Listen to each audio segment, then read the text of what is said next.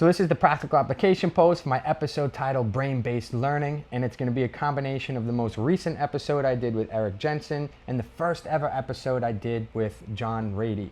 I'm not going to talk all about everything in regards to the brain and learning, but just in particular, how does movement impact the brain and learning? And what are some protocols that we can use that can help us to be able to perform better cognitively?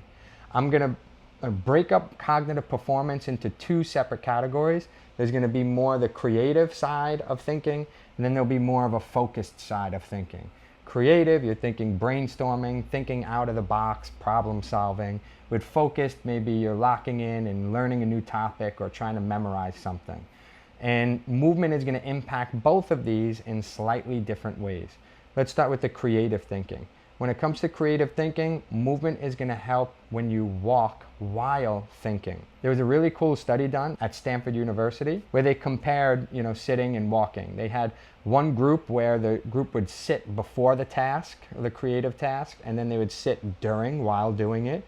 They would sit before and walk during. They would walk before and sit during, or they would walk before and walk during. So they were comparing all of that. And what they found is that walking while doing the creative task produced the best results. Walking before was still helpful. It was better than sitting both times, but walking while doing it was the best.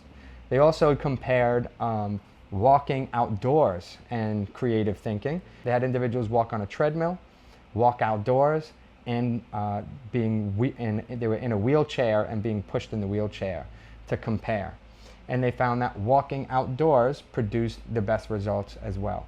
So if you want to brainstorm, or next time you have to think creatively and think outside of the box and come up with new solutions, go for a walk while doing it, and in particular, try to go for a walk outdoors. When it comes to focused thinking, what we found is that exercising while doing it could be a little distracting. I think about the blood in the body almost as if it's like a currency or a payment system. And wherever the blood is where the body is bringing resources. So if I'm exercising too much, let's say I'm running and blood is in my calf, but I'm trying to think at the same time, it's going to my brain and I'm making like two payments at the same time, it could be a little distracting. When you focus and lock in and want to learn something new, it requires a lot of resources, and we might need to dedicate all of our resources into that to be able to make it happen. But what we found is that moving right before is going to be beneficial. And this could be for a lot of different reasons. One of them, Eric Jensen said the ABCs of learning. You need arousal, you need buy-in, and you need curiosity. So movement is that opportunity to provide arousal. And when we move, there's chemicals that are released in the brain, dopamine, for example, oxytocin, serotonin, endorphins, all different chemicals that are released in the brain, and it's helping to provide arousal. And that's the arousal that we need to be able to lock into this topic or give it the attention that it deserves. The other thing I think about is that aerobic exercise could be a stress relief, especially if the aerobic exercise is a type of movement that you know pretty well and you can just flow with and not think too much. But you're able to get out of your head a bit. It's very grounding to be able to move in something you love. Put on a song that you like and dance to it. And it's a big stress relief. And when you're trying to learn something new, that could be very stressful. So you don't want to have stress before and then stress during. You want to be able to create a little bit of a you want to be able to create a tolerance for stress. So doing some aerobic exercise before gives you that stress relief so that you can go into it. The other thing we could do is break up the learning into segments and then go for a walk in between. And we found that breaking it up into chunks and going for that little walk in between can help to be able to let that information settle in. I think about it like it's almost like there's a file system in the brain, and the brain needs the opportunity outside of your conscious thought to kind of like create these file systems or grow that information in, and it needs that moment to let it settle and let the brain kind of let it settle in. So going for a little walk in between, then coming back can be beneficial as well. Now for both of these, whether it's creative thinking or whether it's focus style thinking, what I would say is that just being generally fit is going to be very helpful. So we know that the brain and the body have co-evolved together. They both are kind of like feeding each other in a sense, or they're working together. And we know that people who are more fit tend to have a healthier brain. And this is probably because of growth factors that are released. One example is called BDNF, brain-derived neurotrophic factor. And so when you're exercising, the body is releasing BDNF, and BDNF is helping the neurons in the brain to grow. When I did the episode with John Rady, he said anytime you learn something new, that information has to grow into the brain. It's not like it just appears out of nowhere. And that growth happens in the neurons, right? So whether it is, you're building more receptors on the neuron, maybe you're building more neurotransmitters, maybe you're creating new neurons, right? But the information has to grow into the brain, and in order to grow, you need growth factors. One example of that's BDNF. There's others as well. But as you're exercising, you're releasing these growth factors that are helping to keep the brain in a healthy state. And this is why we see as people age, if they exercise, they experience less cognitive decline. The other piece I think about there is almost as if that neuron in the brain is kind of like a tree in the springtime, right? It's starting to bloom. It's springtime now, so you see the trees start to flourish and bloom, and in the fall they kind of start to wither and fall away. And people that are exercising, the neurons in their brain, it's almost more like a tree in the spring, blooming and ready to be able to grow and grow that information in. So far we have 4 big things. We've got, when you want to think more creatively, do it while walking, in particular walking outdoors. We have, if you want to learn something new, lock in, memorize, focus, it is better to do aerobic exercise right before it and to break it up into segments and maybe have a little bit of walking breaks in between. And then we know that being generally fit is going to help both of these because of the growth factors that are released and the fact that your brain and body are deeply connected, and your brain is going to be in a healthy state with healthy neurons to be able to grow in that information. So the last piece I'll say is then, these are questions that people have asked me before, or even I've asked myself. The first one is that someone asked me, they said, if movement makes the brain so healthy, what's up with the whole dumb jock stereotype? And the other big one is, if movement is so healthy for the brain, how is it that geniuses are so smart, in particular the geniuses that don't move as much? So I'll address both briefly, and that's how I'll wrap this up. When it comes to the dumb jock, what I would say is this.